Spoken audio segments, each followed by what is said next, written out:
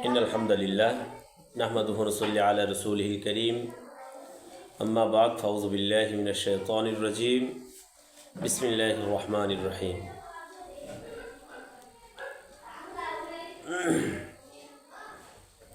ما آتاكم الرسول فخذوه وما نهاكم عنه فانتهوا وقال رسول الله صلى الله عليه وسلم بلغوا أني ولو آية আলহামদুলিল্লাহ রব্বি করিম আল্লাহ জাল্লা শানুহু তাআলার দরবারে লাখ কোটি শুকরিয়া যে মহান রব্বুল আলামিন আমাদের জবানকে উন্মোচিত করেছেন, সাথে আল্লাহ রব্বুল আলামিন দ্বীনের বুঝ দান করে আল্লাহ রব্বুল আলামিন দ্বীন ইসলামের উপরে থাকার তৌফিক দান করেছেন। সেই মহান রব্বি করিমের দরবারে শুকরিয়া আদায় করি আলহামদুলিল্লাহ। রসুল করিম সাল্লাল্লাহু আলাইহি সাল্লামের প্রতি সংক্ষিপ্ত আকারে দরুদ পাঠ করি, যে নবী করিম সাল্লামকে আল্লাহ তাআলা ওয়াই জাহানের সর্দার করে পাঠিয়েছেন, যিনি উম্মতের কান্ডারি, তার প্রতি আমরা সকলেই দরুদ পড়ি সাল্লাল্লাহু আলাইহি ওয়াসাল্লাম। আমি আপনাদের উদ্দেশ্যে পবিত্র কোরআনুল কারীম থেকে যে আয়াতখানা তেলাওয়াত করেছি এবং রসুল করিম সাল্লামের অসংখ্য হাদিসের মধ্য থেকে একটি হাদিস বলেছি।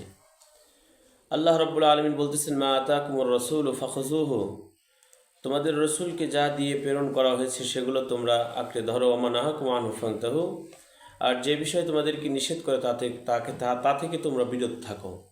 অর্থাৎ নবী করিম সাল্লাম আমাদেরকে আল্লাহ তাআলার তরফ থেকে যে সমস্ত বিধিবিধান করার জন্য বলেছেন, পথ দেখিয়েছেন, রাস্তা দেখিয়েছেন, সেটা আমাদের সেই রাস্তায় চলতে হবে, সেই পথে আমাদেরকে চলতেই হবে। আর ওমা নাহাকুম আনহু ফান্তাহু, আর যে বিষয়ে নিষেধ করেছেন তা থেকে আমাদেরকে বিরত থাকতে হবে। এবং রাসূল সাল্লাল্লাহু আলাইহি ওয়াসাল্লামের আরেকটি হাদিস, বাল্লিগু আন্নী ওয়ালা আয়া, আমার তরফ থেকে একটি হাদিস হলেও বাণী হলে অন্যের নিকট পৌঁছে দাও। তো আসলেই সেই সুবাদেই আজকে আগামী 4 ডিসেম্বর শাখাইল কবরস্থান নুরানিয়া হাফিজিয়া মাদ্রাসা ও ইতিমখানার উন্নয়ন কল্পে পঞ্চম বার্ষিক এক বিশাল ওয়াজ মাহফিল। এই ওয়াজ মাহফিলগুলো সাধারণত আমাদের যে উদ্দেশ্য থাকে, মূল উদ্দেশ্যটা এরকম হওয়া উচিত যে এই মাহফিলগুলো, মজলিসগুলো যেন আমলিয়াতের মজলিস হয়। এই মাহফিলগুলো যেন আমরা যারা আয়োজক কমিটি থাকি বা আমরা যারা আয়োজন করে থাকি, আমাদের উদ্দেশ্যটা যেন এরকম হয় যে এখান থেকে দ্বীন প্রচার করা, অর্থাৎ আল্লাহ তাআলার আদেশ নিষেধ এগুলো মানুষের কাছে প্রসার করা। এরপর সাথে দুনিয়াবি কিছু মাকসাদ থাকে, যেরকম মাহফিল একটি কালেকশন থাকে, বিভিন্ন বিষয় থাকে। একটা প্রতিষ্ঠান চালাইতে গেলে এটা যারা আসলে প্রতিষ্ঠানের বিভিন্নভাবে যারা অঙ্গাঙ্গিভাবে জড়িত তারা অনেকেই বোঝে যে প্রতিষ্ঠান চালাইতে গেলে আসলে কতটুকু কষ্ট মোজাহাদা করতে হয়। তো সর্বোপরি এই যে আগামী 4 ডিসেম্বরের যে মাহফিল, আমি সকলের প্রতি বিনীত অনুরোধ রাখছি, দাবি রাখছি, আশা করছি যারা আমার ভিডিও শুনছেন তারা আশেপাশে যারা আছেন এই নাগরপুরের মধ্যে উক্ত ওয়াজ মাহফিলে আপনারা ইনশাআল্লাহ সক্রিয়ভাবে সকলে অংশগ্রহণ করার চেষ্টা করবেন। সে জায়গাটা হলো শাখাইল কবরস্থান নুরানিয়া হাফিজিয়া মাদ্রাসা ও ইতিমখানার উন্নয়ন কল্পে পঞ্চম বার্ষিক ওয়াজ মাহফিল 4 ডিসেম্বর 2024 রোজ বুধবার বাদ আসর হইতে, স্থান শাখাইল কবরস্থান মাঠ প্রাঙ্গণ। উক্ত ওয়াজ মাহফিলের যিনি প্রধান আলোচক, সকলের মধ্যমণি, ভালোবাসার মানুষ, আপনারা জানেন একসময় ভারতে যিনি ভারত যাওয়ার পরে তিনি মন্ত্র পাঠ করেছিলেন হিন্দুদের, তো সেই মন্ত্রে ইসলাম ধর্ম যে সত্য সেই বিষয়টা তিনি তুলে ধরেছিলেন, যার সুবাদে যার কারণে তাকে ভারতে তাকে অ্যারেস্ট করা হয়। অবশেষে তিনি সেই মন্ত্রের ব্যাখ্যা দিয়ে চরমনাই পীর সাহেব হুজুর মরহুম ফজলুল করিম সাহেব এবং শেখুল হাদিসের বাবা আল্লামা আজিজুল হক রহমতুল্লাহি আলাই, ইনাদের এক অক্লান্ত পরিশ্রমের মাধ্যমে অবশেষে তিনি সেখান থেকে সে ব্যাখ্যা দিয়ে খালাস পান। আর তারপর থেকেই তিনি জনপ্রিয় হয়ে ওঠেন। তিনি হলেন শেখুল ইসলাম আল্লামা শাহ আহমদ শফি রহমতুল্লাহি আলাইহির সুযোগ্য খলিফা হজরত মাওলানা মুফতি আব্দুল খালেক শরীয়তপুরী। ইনশাআল্লাহ আমরা আব্দুল খালেক শরীয়তপুরীর মাহফিলে আমরা যারা নাগরপুরের আশেপাশে আছি ইনশাআল্লাহ আমরা সকলেই এই আব্দুল খালেক শরীয়তপুরের মাহফিলে আমরা সকলেই অংশগ্রহণ করার চেষ্টা করব। আমরা এখানে কিছু একটা বাজে কথা বলে থাকি। আসলে দেখেন ভাই, মানুষ বলতেই মানুষের ভুল হতে পারে। কোনো একটা জায়গায় কোনো একটা ঘটনা ঘটলে সেটাকে কেন্দ্র করে একটি ব্যক্তিকে একেবারে এমন একটা জায়গায় নিয়ে যাওয়া, এটা কিন্তু আসলে এটা অন্যায়। এটা বলা আদৌ ঠিক হবে না। আপনি যার ব্যাপারে আপনি সমালোচনা করছেন, আপনি নিজের ব্যাপারে একটাবার লক্ষ্য করে দেখেন তো, আপনি কোনো সমালোচনামূলক, আপনার দ্বারা কোনো সমালোচনামূলক কাজ সংগঠিত হচ্ছে কিনা। আমি যদি আমার দিকে লক্ষ্য করি যে এরকম ঘটনা হাজার হাজার ঘটনা ঘটে যে আমি সমালোচনার পাত্র, তো তারপরেও নিজেরটাকে যদি আমি গোপন করতে পারি তাহলে অন্যেরটাও গোপন করা আমি মনে করি ভালো। কারণ যদি আল্লাহর কোনো বান্দা অপর কোনো বান্দার যদি কোনো দোষকে গোপন রাখে, হাদিসের আসছে আল্লাহ রসুল সাল্লাল্লাহু আলাইহি ওয়াসাল্লাম বলেছেন, যদি এক ভাই অপর ভাইয়ের কোনো দোষকে গোপন রাখে, আল্লাহ তাআলা স্বয়ং হাসরের ময়দানে তার দোষকে গোপন রাখবে। সুবহানাল্লাহ। তো সর্বোপরি ইনশাআল্লাহ আমরা সকলেই আগামী 4ই ডিসেম্বরের মাহফিলে ইনশাআল্লাহ আমরা সক্রিয়ভাবে বাদ আসর থেকে যেহেতু শুরু হবে, আমরা সকলে ইনশাআল্লাহ অংশগ্রহণ করব। আর যিনি প্রধান আলোচক থাকবেন হজরতুল আল্লাহ হজরত মাওলানা মুফতি আব্দুল খালেক শরীয়তপুরী। ইনশাআল্লাহ শরীয়তপুরীর মাহফিলে আমরা সকলেই সক্রিয়ভাবে ইনশাআল্লাহ অংশগ্রহণ করব।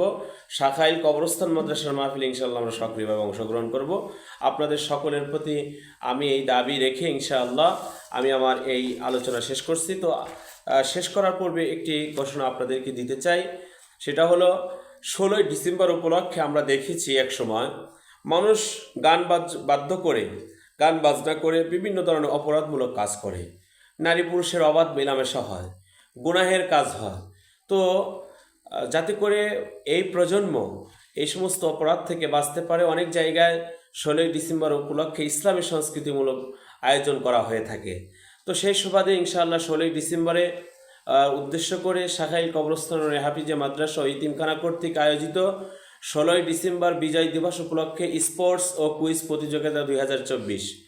উক্ত স্পোর্টস ও কুইজ প্রতিযোগিতায় আকর্ষণীয় যে উপহার থাকবে সেটা হলো, প্রথম বিজয়ের উপহার একটি থাকবে মোবাইল, দ্বিতীয় বিজয়ের উপহার একটি ওয়াটার হিটার, তৃতীয় বিজয়ের উপহার ভালো মানের একটি দেওয়াল ঘড়ি। আরও থাকবে আকর্ষণীয় আরও 10টি পুরস্কার। সকাল 9টা থেকে শুরু হয়ে ইনশাআল্লাহ 2টা আড়াইটার দিকেই আমাদের এই স্পোর্টস ও কুইজ প্রতিযোগিতার অনুষ্ঠান শেষ হয়ে যাবে। তো আমরা যারা এই কুইজ করাই করতে চাই, আপনারা একটু ভালো করে দেখে নেন, এই কুইজ যারা করাই করতে চান, এখানে 40টা প্রশ্ন আছে, অতি সহজ। বাচ্চাদের মেধাকে বিকশিত করার জন্য এখানে 40টি প্রশ্ন করা হয়েছে। সাধারণত ধর্মতত্ত্ব থেকে বেশি প্রশ্ন করা হয়েছে, সাধারণ জ্ঞান থেকে কিছু একটা করা হয়েছে। তো ইনশাআল্লাহ আমরা যদি এইটা করাই করি মাত্র 30 টাকা, এটা যদি আমরা করাই করি তাহলে এখান থেকে আমরা অন্তত 40টা বিষয়ের জ্ঞান আমরা অর্জন করতে পারলাম। টাকা তো একটা বড় বিষয় না। সাথে আপনি যদি আল্লাহ দোয়া করি যে আপনি পেয়ে যান, আপনি যদি সঠিকভাবে উত্তরগুলো দিতে পারেন তাহলে হতে পারে ইনশাআল্লাহ আপনি প্রথম বিজয়ী হবেন।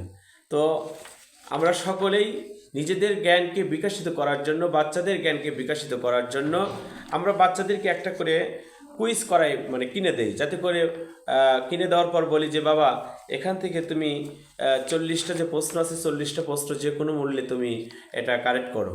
এতে কি হবে, আপনার বাচ্চার অন্তত 40টা বিষয়ে জ্ঞান অর্জন হলো। তো ইনশাআল্লাহ আমরা সকলেই এই আগামী 16ই ডিসেম্বরের যে কুইজ প্রতিযোগিতা ও স্পোর্টস, সেখানেও ইনশাআল্লাহ আমরা সক্রিয়ভাবে অংশগ্রহণ করার চেষ্টা করব। সর্বোপরি আপনাদের সুস্বাস্থ্য কামনা করে আমি বিদায় নিচ্ছি। আর আপনাদের প্রতি আমার একটি অনুরোধ থাকবে, এই যে কওমি মিডিয়া, আমাদের একঝাঁক তরুণ যিনারা সবসময় মাদ্রাসা, মসজিদ ও ওয়াজ মাহফিল বা ধর্মীয় বিষয়ের ভিডিও করে থাকেন, এই ভিডিও আমরা যারাই দেখব সেখান থেকে শেয়ারে যে আমরা ইনশাআল্লাহ শেয়ার করে দেওয়ার চেষ্টা করব। এই সমস্ত ভিডিওকে যদি আমরা সামনে অগ্রসর করাইতে পারি, নিয়ে যেতে পারি, তাহলে আমরা দেশের সঠিক যে বিষয়গুলো আছে সেগুলো ইনশাআল্লাহ আমরা পাবো। আর বাতিল কোনো মিডিয়া যদি কাজ করতে চায় তাদের বিরুদ্ধেও আমাদের এই সমস্ত ভাইয়েরা সঠিকটা তুলে ধরার চেষ্টা করবেন বা করে যাচ্ছেন। আল্লাহ রাব্বুল আলামিন এই কওমি মিডিয়া এবং যত ইসলামপন্থী যত মিডিয়া আছে, আল্লাহ তাআলা সমস্ত মিডিয়াকে কবুল করুন, এদের সদস্যদেরকে আল্লাহ কবুল করুন। আমিন আমিন সুম্মা আমিন।